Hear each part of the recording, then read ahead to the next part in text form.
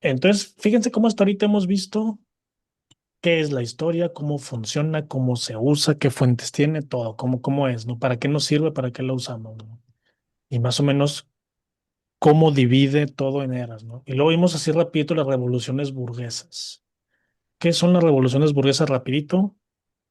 ¿Quiénes son los burgueses? Ya lo vimos, pero así de volada, ¿qué hicieron estos burgueses? La Revolución Francesa, la industrial, la independencia de las 13 colonias, la independencia de Hispanoamérica y también, que era lo último, el liberalismo económico. ¿Qué significa esto? Que durante mucho tiempo tuvimos reyes y monarcas que decían la ganancia es para mí nomás.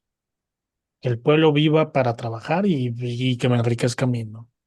Surgen estos burgueses que dicen, mira, podríamos, ¿para qué necesitamos a estos reyes si de hecho gobiernan mal, ¿no? Vamos a gobernarnos nosotros.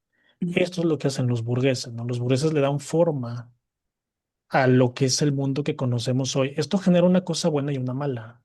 Los burgueses, acuérdense que es un porcentaje muy pequeño de una población.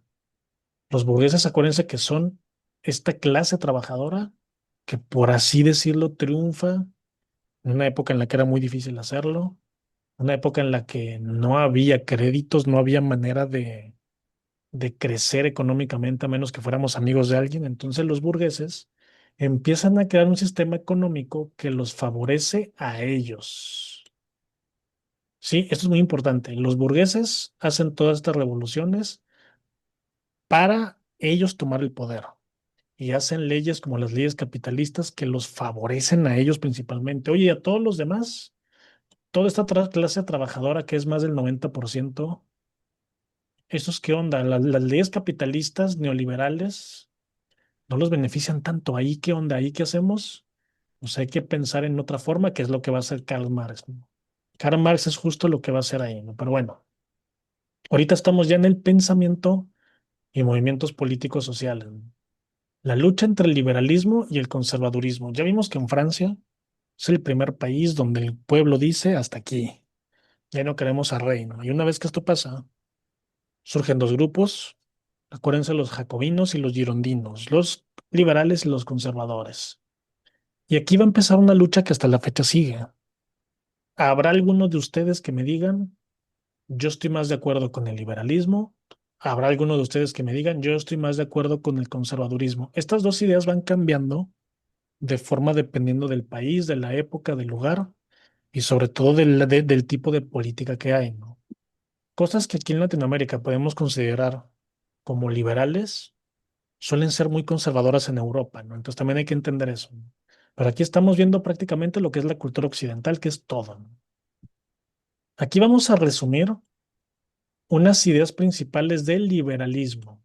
El liberalismo como corriente de pensamiento social y política de principios del siglo XIX, o sea, en los 1800, ¿no? Ya estamos en los 1800. Vamos a ver primero al liberalismo y ahorita vamos a ver lo contrario, que es el conservadurismo. Entonces, liberalismo, vamos a ponerlo así, ¿no? ¿Cuáles son los fundamentos del liberalismo? Así lo vamos a dejar con este color rojo, así como debe de ser, ¿no? Libertades y derechos civiles. Esto quieren los liberales. Libertades y derechos civiles. República, división de poderes, democracia y Estado laico. Esto es lo que quieren un Estado liberal. Ya sabemos lo que es una república, que es lo contrario a una monarquía. División de poderes lo vamos a ver más adelante en la historia de México. Acuérdense que es el ejecutivo, el legislativo y judicial. ¿Por qué es importante la división de poderes? Pues porque eso evita el absolutismo. Los poderes, si son diferentes, son contrapesos, ¿no? Democracia, que el pueblo elija, ¿no?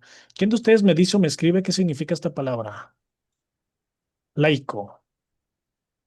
Es importante que la conozcan. Si no la conocen, me pueden decir, no sé qué significa, señor. Yo para eso vine aquí a conectarme, pero si alguien de ustedes sabe, dígame qué entiende por esta palabra.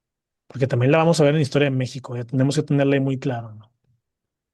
La propiedad privada y la libre competencia. Esto es muy capitalista, ¿eh? Propiedad privada, porque antes las cosas eran propiedad comunitaria. No, aquí es propiedad privada y libre competencia, ¿no? Progreso social, político, económico e industrial. Todas estas dos, muy capitalistas. Bueno, es como un liberalismo económico, pero todo esto es liberal. Laico, nadie me dijo, nadie me contestó. Laico quiere decir, apúntenlo si no lo conocen, porque es una palabra. Híjole, Vivi, qué bien lo dijiste, que se separa la religión del gobierno. Exactamente, qué buena respuesta, ¿no? Laico significa libre de toda creencia, ¿no? Exactamente, Eli, independiente de la iglesia. Vamos a ver más adelante en Historia de México y quienes vayan a hacer el examen de Exacer también lo van a ver creo que en legislación laboral, donde se ve un poquito de los artículos. Acuérdense que el artículo tercero de la Constitución es que la educación debe ser obligatoria, gratuita y laica.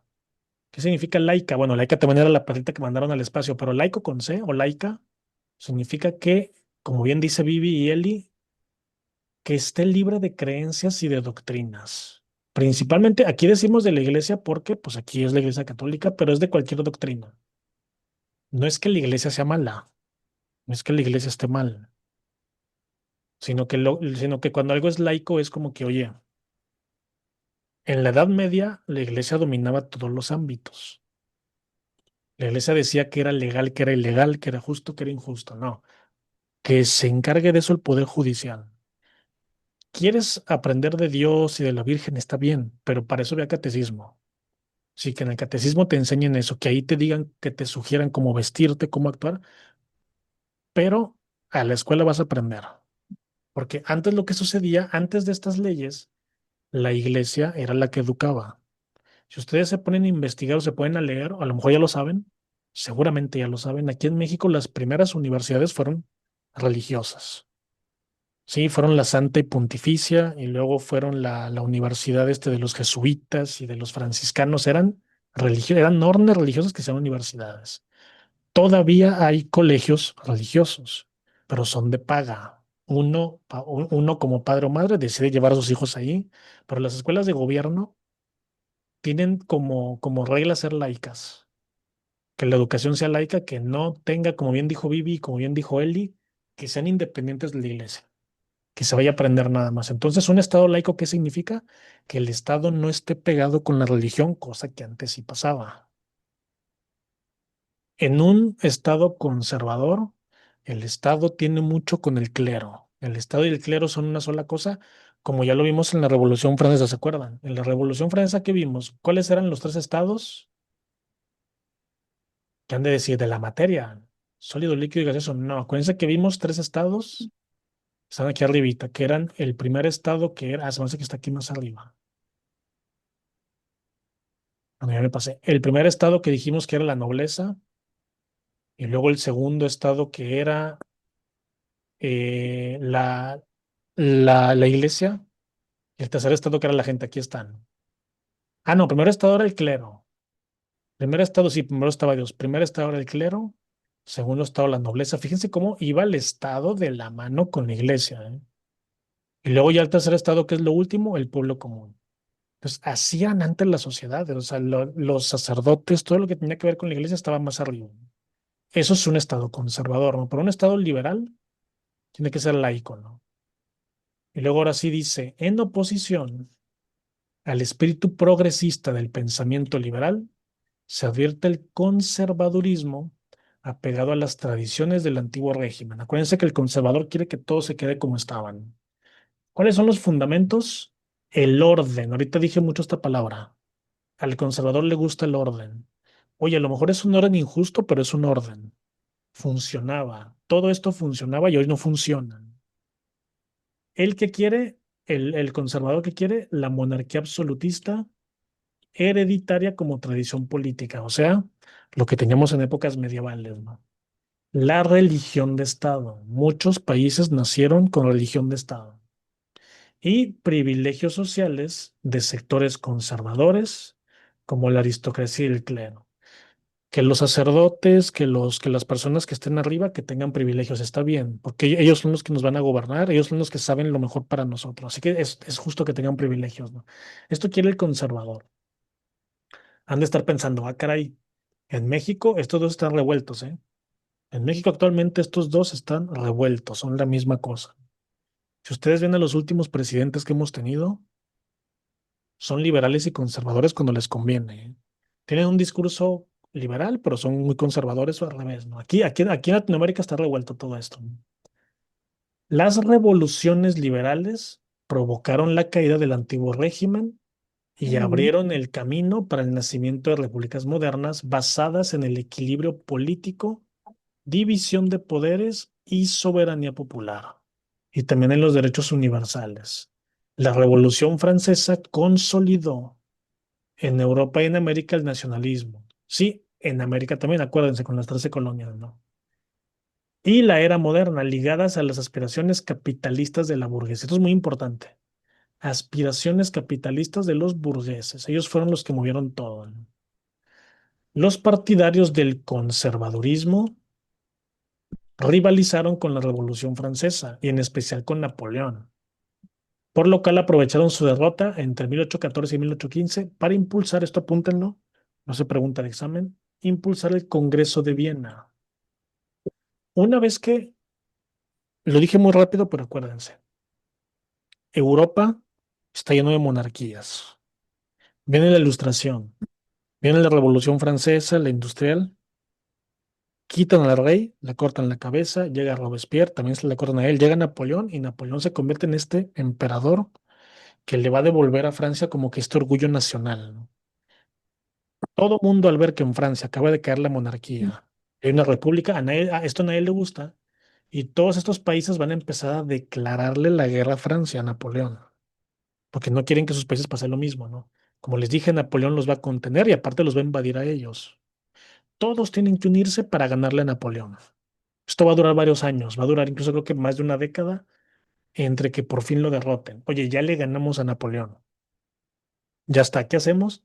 Hay que volver a instaurar la monarquía en Francia para que esto no vaya a seguir avanzando, ¿no? A la acción. Una vez derrotado a Napoleón, a esa acción de volver a poner monarquías, eso se decide en el Congreso de Viena.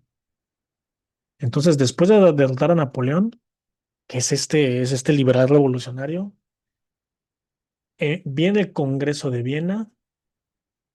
Viena es la capital de Austria, es una ciudad de Austria, con el propósito de restaurar las monarquías conservadoras y el régimen borbónico. Esta palabra ahorita la vimos, ¿se acuerdan? Los Borbones, es una dinastía. Tanto en España, que es Fernando VII, como en Francia, que es Luis XVIII, que es el que van a restaurar. Al que le cortaron la cabeza fue a Luis XVI, el esposo de María Antonieta, y aquí va a ser a Luis XVIII. Monarquías conservadoras, opuestas a lo liberal, establecen un bloque llamado la Santa Alianza. La Santa Alianza. Suena muy conservador, no muy religioso. El religioso quiere, perdón, el conservador quiere la religión. Integrada por Austria, Prusia y Rusia. No confundan estas dos, ¿eh? Prusia es lo que luego va a ser Alemania y Rusia, pues luego va a ser la Unión Soviética y luego va a ser Rusia otra vez. Entonces, ¿qué tenemos? Ya identificamos, ¿no? El liberal quiere algo laico, conservador, religioso. El liberal quiere el orden. El liberal quiere, perdón, no, el conservador quiere el orden. El liberal quiere libertades y derechos civiles. El liberal quiere propiedad privada y libre competencia. El liberal quiere capitalismo. El conservador quiere religión, quiere monarquía y quiere privilegios. Estas son las dos grandes, formas de pensar, ¿no? Ojo, en esta época no es que uno sea bueno y otro sea malo. Hay gente inclinada hacia uno y hacia otro porque acuérdense que en Francia tuvimos en Francia siglos de monarquía y de orden, el orden que le encanta a los conservadores, ¿no? Y después de la Revolución Francesa de Robespierre, el gobierno es un desastre. Todo escasea, no hay seguridad, no hay comida, no se reactiva la economía del campo, entonces es un desastre. ¿Qué pasa? Los conservadores dicen con toda razón, oye, estábamos mejor antes. Antes teníamos un rey y una familia real a quien mantener, pero teníamos comida la mayor parte del tiempo, ¿no? Había crisis de vez en cuando, pero ahora estamos en una crisis permanente. Y los que nos gobiernan están ocupados cortándole la cabeza a los adversarios en vez de gobernar, ¿no? Entonces, si se fijan, no es que el conservador esté mal, ¿no? sino que el conservador dice, si lo que tú me ofreces nuevo no es bueno, prefiero regresarme a lo anterior. Y si se fijan, no es tan descabellado. Imagínense que ustedes tienen un trabajo en el que ganan una cantidad y les prometen un trabajo mejor. Oye, te vamos a dar un mejor puesto y más sueldo. Y sí, ustedes van a un trabajo, se cambian, se salen de donde estaban, llegan a su trabajo nuevo, tienen un puesto más alto, pero resulta que el sueldo que les dan es menor, las prestaciones son menores y trabajan más horas. Ustedes dicen, ah, caray, pues nomás tengo el título de que tengo un puesto más alto, pero estoy ganando menos, estoy trabajando más horas, estoy menos con mi familia, ¿no? ¿Es tonto regresarme a mi trabajo anterior? No, no lo es. Oye, pero es que es un retroceso. Aquí eres jefe y allá vas a ser obrero. Pues sí, pero como obrero ganaba más. ¿Sí me explico? El conservador así lo ve. No es que esté mal, no lo estoy defendiendo, ¿eh? A mí no me caen bien, pero en esta época el conservador dice, si estábamos mejor antes, prefiero regresarme a donde estaba antes, ¿no? Esto lo vamos a ver mucho en Historia de México también. Entonces, esto nos lleva a movimientos obreros y el pensamiento socialista. Tenemos mucho capitalismo. Tiene que haber aquí ¿cómo se llama? Un freno, tiene que haber algo que sea respuesta a ese capitalismo, ¿no? Debido a la profunda explotación laboral, debido a la revolución industrial que ya vimos que es, fábricas por todas partes, líneas de producción, pero trabajos mal pagados, sin jornadas mínimas de trabajo, sin un salario mínimo. En estas épocas, para que se den una idea, creo que era en Inglaterra donde en promedio, o sea, convirtiéndolo al dinero actual, ustedes tenían que trabajar más o menos como unas 14 horas para ganar un salario equivalente. Es como si ahorita ustedes trabajaran 14 horas por un salario algo así como 200 pesos al día. Un poquito menos de 200 pesos al día, ¿no? Con 200 pesos al día, hoy no te alcanza para nada. Pues al menos te alcanza para unas tortillitas, pues para un huevito o algo, ¿no? Con eso la gente sobrevivía, ¿no? ¿Por qué se pagaba tan poco y se trabajaba tanto? Porque era lo que había. Obviamente es una explotación. Entonces, debido a esto, se inician movimientos sociales encaminados a mejorar las condiciones laborales, ¿no? Ya vimos que el socialismo es un residuo, es un producto de lo que es el marxismo, el materialismo histórico. Ahorita lo vamos a ver más a detalle, ¿no? Van a surgir primero estos dos, que son movimientos un poquito extraños, pero ahorita se van a dar cuenta que hay unos parecidos, ¿no? El ludismo. Se llama ludismo porque este lo desarrolló un señor que se apellidaba así, ¿no? ¿Se han visto cómo de repente ahorita hay gente que dice, oye, no me gusta la inteligencia artificial? Siento que le va a quitar trabajo a la gente. Entonces, esta misma manera de pensar ya existía en este entonces, ¿no? Ya existía más o menos acá, pero estas personas no destruían computadoras, destruían máquinas máquinas industriales. Por ejemplo, iban a ¿cómo se llaman? A las maquilas, porque las primeras empresas industriales fueron maquilas. O eran lugares donde tejían, hacían tejidos así industriales, entonces iban y destruían estas máquinas que tejían de manera automática. Ahora, el dueño decía, ¿qué hago? ¿Le pago a 100 empleados que estén tejiendo o pongo 10 máquinas que tejan de manera industrial y nomás contrato a unas 5 personas que le den mantenimiento, ¿no? Pues obviamente por eso hubo mucho desempleo, porque había máquinas. Y los ludistas se encargaban de destruir máquinas. Era como una manera de protesta, ¿no? Así como hay mucha gente dice, no, la inteligencia artificial no me gusta. Esto no es nuevo, ¿eh? Desde esta época ya pasaba. ¿Por qué se llama ludismo? Se llama ludismo porque recibe su nombre a partir de Ned Ludd. Lo voy a escribir aquí así de voladita. Este señor Ned, como Ned Flanders, pero Ludd. Si no me equivoco, era con doble D o con doble U, pero creo que era con doble D. Este Ned Ludd era el que empezó haciendo esto y como que la gente dijo, sí, si destruimos las máquinas, pues no les va a quedar de otra más que tener que contratarnos otra vez, ¿no? Era un movimiento como que de reclamo, era un movimiento de protesta también. Y luego el cartismo, eso está más sencillo. El cartismo buscaba reformas políticas y derechos laborales que no existían en esta época. Repito, en esta época no hay seguro social. Fíjense lo que dije, lo que acabo de decir. Seguro social. ¿Qué significa social? Socialismo. Eso se lo debemos al socialismo. por medio de cartas enviadas al Parlamento. Acuérdense que el Parlamento es como la Cámara de Diputados y Senadores, ¿no? Es el contrapeso de una monarquía parlamentaria, ¿no? Entonces, estos cartistas le mandaban cartas, por eso se llama cartismo, porque mandaban cartas al Parlamento diciendo, a ver, no me puedo quejar con mi jefe porque mi jefe no me va a dar, no me va a pagar más, ni me va a dar garantías, laborales. Tengo que decirle a los encargados, a los diputados, a los senadores que nos están explotando, que esto es una injusticia y que ellos hagan algo, ¿no? Que hagan reformas, ¿no? O sea, los cartistas se brincaban a los patrones y se iban directamente con los que hacían las leyes, ¿no? Entonces, ludismo, los que destruían máquinas. Cartismo, los que le mandaban cartas al Parlamento, que exigiendo qué cosa? Derechos laborales, por medio de reformas políticas. Y luego el humanitarismo. Ya el nombre lo dice todo, ¿no? Iniciado por David Dale, quien pretendió mejorar la condición de vida de los obreros mediante incentivos. A este David Dale le debemos el aguinaldo, no como tal el aguinaldo, pero sí la idea, o sea, el aguinaldo, las prestaciones como el seguro social, como el seguro laboral, este, las utilidades, los bonos, bono de puntualidad, bono de asistencia, todo esto son cosas que tienen que ver con este humanitarismo. Hay que darles incentivos a los trabajadores si trabajan bien, si llegan temprano, si no faltan, si producen la cantidad que nosotros le ponemos, o sea, la meta. Por eso dice incentivos. Siempre que vean mejorar la calidad de vida mediante incentivos, humanitarismo. Medio de cartas, cartismo. Destrucción de máquinas, ludismo, ¿no? Cada quien luchaba a su manera, ¿no? Esas son como maneras ahí de mejorar la vida o empeorar las cosas aquí, como vemos con este Ned Love. Pero aquí surge el socialismo.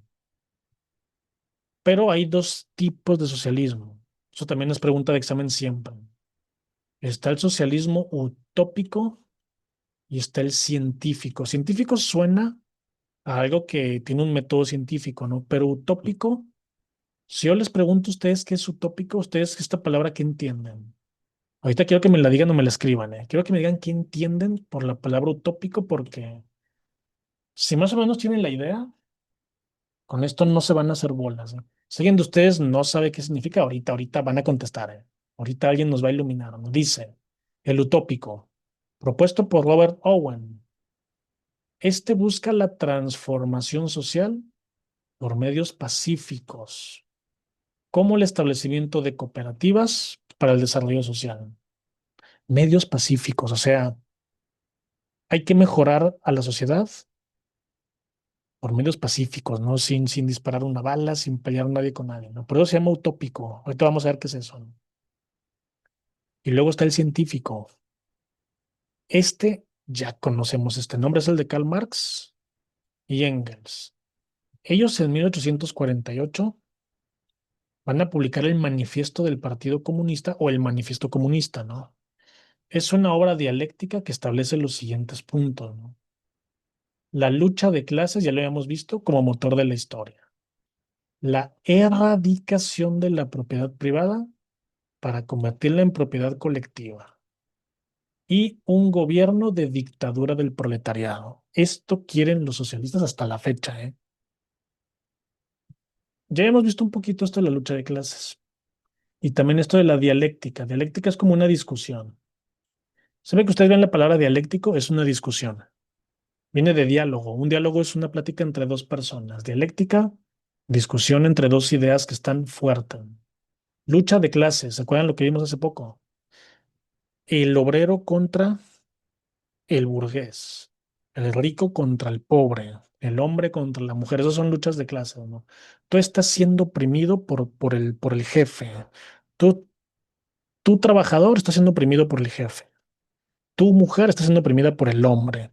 Tu pobre está siendo oprimido por el rico, ¿no? Tu negrito está siendo oprimido por el blanquito, ¿no? Es la lucha de clases.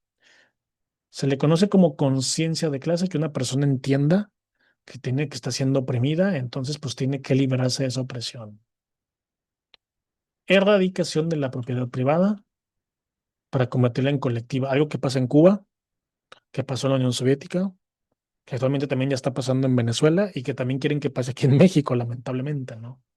Y por último, un gobierno de dictadura del proletariado. O sea, ¿quiénes dijimos que eran los proletariados? Los trabajadores. Que los trabajadores sean los que decidan. Dictadura es un decir.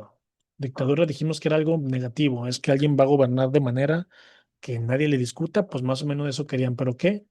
Eso sea el proletariado, que sea la gente, ¿no? El socialismo utópico se llama así porque utopía quiere decir, nadie me contestó, ¿eh? Utopía quiere decir que dicen, es que a lo mejor no estoy seguro, ¿no? Esa palabra es muy extraña. Una utopía, de ahí viene utópico, quiere decir como algo a lo que nunca se llega. Es como un sueño o una ilusión, una meta que es imposible de llegar, ¿no? Les voy a poner un ejemplo. Si yo a ustedes les digo, oigan, quiero comprarme un Lamborghini, eso es una aspiración, está bien, no tiene nada de malo. Pero si yo digo, me lo quiero comprar mañana, eso es una utopía. Porque si yo lo quiero ganar por medios lícitos y bien trabajando, es imposible que yo mañana consiga lo que cuesta un Lamborghini, ¿no? En cambio, una manera más científica, como lo que está abajo, socialismo científico de verlo, el socialismo científico es como que un poquito más aterrizado, es un poco más realista. Entonces, una idea más realista sería decir, oye, quiero un Lamborghini, ¿sabes qué? Voy a conseguirme otros dos trabajos. No sé, voy a abrir mi OnlyFans a ver qué hago, voy a venderme como sea, pero voy a conseguir ese dinero y a lo mejor en un año o dos me lo compro. Eso ya es algo más aterrizado. Pensar que lo voy a conseguir de aquí a mañana o de aquí al fin de semana, trabajando, ganando lo que gano y sin hacer nada ilegal, es muy poco probable que pase, a menos que me gane la lotería o a menos que suceda un milagro. Por eso es una utopía. Una utopía es algo a lo que se pretende llegar, pero no hay manera, ¿no? ¿Y por qué se llama utópico este que está aquí de Robert Owen? Porque pensar que la sociedad se va a transformar de a las buenas por medios pacíficos es el ideal, es lo que nos gustaría, pero es una utopía. O sea, eso no va a pasar. Es como decir, quiero que ya no haya enfermedades, pues es una utopía, que estaría muy padre, pero no va a pasar, ¿no?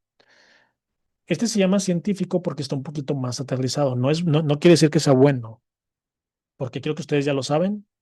El que sepa de historia ya debe saber que donde se ha tratado de poner en práctica pues nada más ha destruido la economía del país donde se ha intentado, ¿no? En la Unión Soviética, pues la gente se estaba muriendo de hambre. En la China de Mao, un desastre, ¿no? Creo que Mao está considerado como el genocida más grande de la historia porque quiso poner un socialismo que no funcionaba, que lo convirtió en la República Popular de China comunista, no funcionó. Lo trajeron aquí a Cuba, hay que ir a Cuba para ver cómo viven, no funciona, porque el socialismo tiene un problema. El socialismo lo que dice es, vamos a quitar la propiedad privada y convertirla en colectiva. Esto suena muy bien. Aquí hay una cosa que yo siempre digo. El socialismo tiene muy buenas intenciones que a mí me gustan. Se los digo honestamente, a mí me gustan. Yo lo he estudiado a detalle y a mí me gustan las ideas socialistas porque son ideas llenas de buenas intenciones. Pero a la hora de ponerlas en práctica, necesitas que las personas que lo van a hacer también tengan no nada más esa buena intención, sino que también tengan la buena voluntad y que a la hora de hacerlo lo hagan como lo están planeando, como lo prometen, ¿no? ¿Qué ha pasado en todos los países? Pues, esto de erradicar la propiedad privada, ¿qué significa? Que el gobierno o el grupo que está en el poder va a tomar todo de todos y lo va a repartir como él consideran. Imagínense que ustedes le dan tanto poder a un grupo de gente. Se lo dieron a Stalin en la Unión Soviética, se lo dieron a Mao en China, a Pol Pot en Camboya, a Fidel Castro en Cuba, a Hugo Chávez y Maduro en Venezuela, y vean lo que pasó. Ellos se hicieron millonarios, sus hijos viven como reyes, pero sus pueblos, sus ciudadanos viven comiendo de la basura, ¿no? Porque pues sí, empobrecieron a la economía porque la destruyeron, ¿no? Dijeron, vamos a quitar lo que es el valor comercial de todo y vamos a vivir de buenas intenciones. Posiblemente la economía de esos países se destruye. Eso es lo que pasa. No me gusta, no es bonito decirlo, pero es lo que sucede. Hay que ver nada más cómo está Venezuela y Cuba actualmente, ¿no? Entonces, esto, repito, está más aterrizado, pero no quiere decir que vaya a funcionar, ¿o no? Y esto de la dictadura del proletariado es que grupos de trabajadores sean los que gobiernan. Esto se va a intentar, lo vamos a ver más adelante, se va a intentar en varios países. El primero fue la Unión Soviética, ahí sí, Soviet quiere decir trabajador.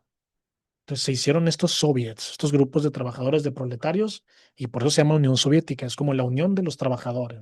Por eso el símbolo es una hoz y un martillo, que en esa época eran herramientas muy comunes de trabajo y del campo, ¿no? Si buscan la bandera de la URSS o de la Unión Soviética, van a ver que esa tiene esas herramientas. O sea, el trabajador manda. Pero ¿qué sucede?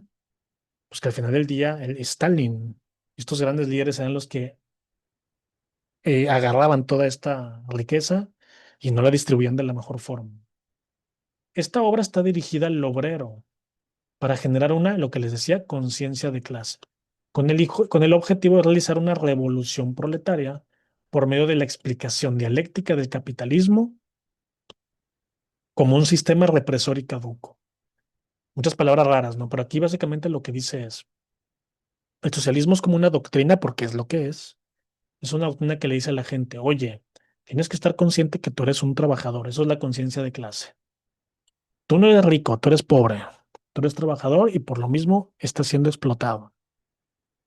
Entonces te tengo que explicar que el capitalismo es malo, ya es un sistema represor y caduco. Algo de esto es cierto, ¿eh? Pero la realidad es que sin capitalismo, pues vamos a estar como Cuba y Venezuela. Y aquí hago un pequeño paréntesis. Alguien de ustedes que lea mucho estará pensando, no es cierto. Yo leí que los países nórdicos, como Noruega, Dinamarca, Suecia, Islandia, son países socialistas. Y son países que tienen base socialista y son países muy exitosos. La calidad de vida ahí es muy alta. Hay algo de cierto en eso. Estos países tienen ideas socialistas muy fuertes, pero también tienen una base capitalista. Hay gente que se enoja cuando lo digo, pero es algo muy simple. Son países que tienen inversiones en el extranjero y también ahí mismo, y eso es muy capitalista. Son países que tienen propiedad privada, que también es muy capitalista, ¿no? Son países que tienen empresas extranjeras trabajando ahí, y eso también es muy capitalista, ¿no? Una vez que tienen esta base capitalista, hacen una distribución que ellos consideran justa, ¿no? Si ustedes van a un país nórdico y preguntan, oye, ¿por qué aquí, cómo es que aquí no hay pobres o no hay gente pobre? Porque ahí lo que hacen es que todos ganan casi lo mismo y ganan muy bien. Imagínense que aquí en México, por ejemplo, un profesionista ganara al mes 30,000 pesos y una persona que se dedica al aseo de una escuela primaria también gana al mes como unos 25,000 pesos, ¿no? Esto quiere decir que no hay mucha diferencia entre los sueldos de uno y otro. Y a lo mejor el profesionista dice, oye, pero yo estudié. ¿Cómo es justo que yo que estudié gane casi lo mismo que una persona que no estudió? Porque ellos dicen, pues sí, pero esta persona está trabajando igual que tú. Tú trabajas en el climita, tú trabajas en una oficina y él trabaja allá en la calle, a lo mejor, o trabaja allá en los patios, ahí dejándolos bien limpios, ¿no? El obrero en la fábrica también va a ganar lo mismo que tú, pero él está en la fábrica, él está ahí fregándose, ¿no? Entonces, no es que el obrero valga más, o sea, aquí todos somos iguales, ¿no? Que también es una idea muy socialista. Y esas son ideas muy socialistas, pero tienen una base capitalista. ¿Qué significa? Que los países exitosos tienen un poquito de los dos. No podemos omitir el capitalismo porque la economía se va a la fregada, como lo hemos visto en varios países, ¿no? Entonces, ¿cuál es el problema con los capitalistas así extremos que no quieren que el Estado intervenga, o sea, que quieren hacer lo que se les pegue su gana, ¿no? ¿Cuál es el problema con los socialistas extremos que odian al capitalismo, pero sin él nos vamos a morir de hambre todos? O sea, en pocas palabras, los extremos son malos. No se vayan a extremos. Si a alguien de ustedes le gusta más una u otra, está bien, pero nada más no se vayan a extremos. Y bueno, vamos a dejarla hasta aquí por hoy. Miren, ya son las 10. Entonces vimos rapidito, ya que pasó la Revolución Francesa, nos quedamos aquí. Este, ya que pasó la Revolución Francesa, nos quedamos aquí en esto que ya no hay monarquías. Ya nos podemos gobernar nosotros como sociedad, ¿no? Pero ahora hay dos bloques, los liberales y los conservadores. Y ya identificamos cuáles son los liberales. Todo esto va a ser muy importante también en la historia de México, ¿eh? Ya que los identificamos, ya vimos también movimientos obreros, pensamiento socialista, que en esta época era muy liberal. En esta época estos son pensamientos progresistas y muy liberales, ¿no? Ya vimos más o menos qué es el socialismo, qué es lo que pretende. Ya vimos los dos tipos de socialismo que hay: utópico, medios pacíficos. Científico es el de Marx y Engels, lucha de clases, dictadura del proletariado. Y ya vimos más o menos qué es esto del socialismo, socialismo científico. Es el que hace Marx, que también se le conoce como marxismo. Marx pretende llegar al obrero y decirle lo mismo que dije ahorita. Tú estás siendo oprimido por este sistema capitalista que hay que terminarlo, ¿no? Hay que terminar con la propiedad privada y que todo sea de todo. Esto va a funcionar en esta época porque en esta época la mayoría de la gente es muy pobre. En esta época no hay la industria como hoy la conocemos. Apenas están haciendo la industria. Entonces, los poquitos industriales que hay pues, son trabajadores muy mal pagados, ¿no? Entonces, estas ideas en esta época funcionan muy bien, se hacen muy populares, ¿no? Hoy estas ideas socialistas ya están muy caducas, ya no deberían de existir, ¿no? Pero como quiera son importantes, ¿eh? No hay que hacer de menos a Marx. Mucha gente lo hace de menos y dice, ah, es que fue un señor resentido. No, Marx fue un filósofo muy importante de su época, fue un escritor muy prolífico. Una vez alguien me dijo, ah, pero Karl Marx nunca trabajó. Decir que Marx nunca trabajó es como decir que es como decir que Messi nunca trabajó, ¿no? Pues sí, Messi nunca trabajó en una maquila, pero pues era futbolista, ¿no? Es lo mismo, Marx era un escritor, escribió mucho. El manifiesto comunista se lo encargan a él. Esta sociedad, porque había una liga comunista, se lo encargan a Marx. No es casualidad, Marx era un filósofo muy importante. Pero en esta época, Marx tenía ideas que en esta época eran muy lógicas, como que por eso a mucha gente le gustaron mucho, se hizo muy popular, ¿no? Pero estas ideas se envejecieron muy mal. Estas ideas hoy ya están caducas, hoy ya no funcionan, ¿no? Hoy cuando alguien les diga que es marxista, yo lo entendería si me dijera, ah, bueno, me gusta pensar en la ideología de Marx en estas épocas, en los 1800, ¿no? Ahí sí funcionaba, ¿no? Pero una persona que hoy sea marxista y que diga que hoy quiere aplicar el marxismo es una persona que no lo entiende o no entiende la sociedad hoy o le lavaron el cerebro, no sé, ¿no? No es malo, Karl Marx no es malo, hay que leerlo, está bien, no tiene nada de malo, pero hoy sus ideas ya están podrían aplicarse, como les dije ahorita, hay países que las usan, pero con un capitalismo de fondo, ¿no? No son del todo malas. Entonces, mañana, bueno, no, ya mañana ya no nos conectamos el lunes. Acuérdense que nos estamos conectando el lunes, martes y jueves. Vamos a ver esto del nacionalismo y los procesos de unificación en Italia y en Alemania, que es lo que va a venir en el examen, ¿no? Cómo Italia se formó, porque Italia eran un montón de ducados y Alemania también eran un montón de reinos divididos, cómo se fueron uniendo, ¿no? Vamos a ver la unificación de Italia, la de Alemania, vamos a hacer algunas preguntas, pues esto lo vamos a hacer la siguiente semana, y luego el imperialismo. Se van a formar imperios, los países forman imperios. Vamos a hacer más preguntas y respuestas y luego guerras mundiales. De esto en el examen también viene mucho.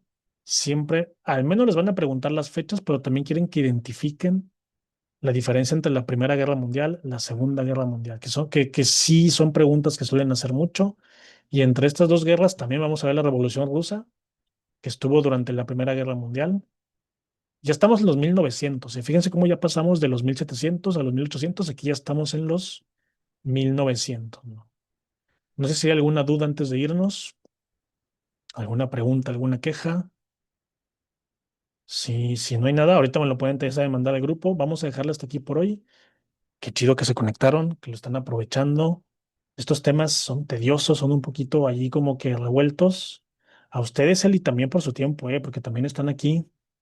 Yo ando hable y hable, pero ustedes están poniendo atención, están ahí haciendo apuntes o tomando capturas. También ustedes, yo también les agradezco. Diego también, ustedes también. Ahorita te contesto, Diego, no creas que se me olvidó. Ahorita te contesto, se me había olvidado, pero ahorita te contesto lo que me habías preguntado hace rato.